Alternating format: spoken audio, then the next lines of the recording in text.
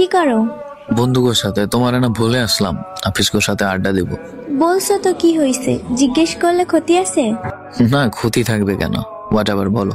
না থাকো, আড্ডা দাও, পরে এসএমএস দিব। ঠিক আছে, টাটা। আচ্ছা টাটা।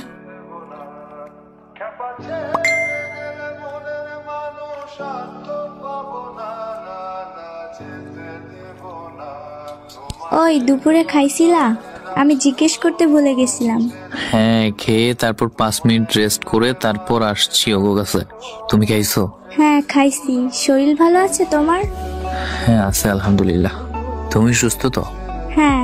আচ্ছা বাই, তোমারে বিরক্ত করি? কাজই বিরক্ত করার, কি আর করবা। বলছে তোমারে।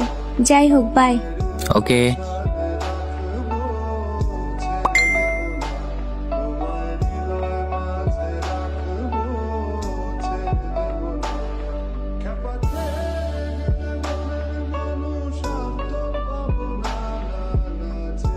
আশিক। আর কি বলা বাকি? না তেমন কিছু না, শোনো, বাহিরে উল্টাপাল্টা কিছু খেও না, আর বাসায় সাবধানে আসবে। কোনো মেয়ের দিকে তো ভুলেও তাকাবা না। যদি শুনছি তাহলে তো জানোই কি করব। আচ্ছা, কোনো মেয়ের দিকে তাকাবো না। হ্যাঁ, মাথায় যেন থাকে। আর শোনো, সাথে টাকা আছে? বন্ধুদের সাথে যে ঘুরো, টাকা খরচ হইব না? সাথে আছে কিছু, সমস্যা নাই, চিন্তা করতে হবে না ওইটা নিয়ে।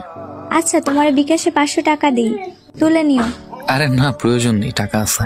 আচ্ছা, ওটা রেখে দিও। আমার সাথে দেখা করলে তখন আমার ফুচকা ঝালমুড়ি খাওয়াইও। ওকে, চিন্তা করতে হবে না ওইটা নিয়ে।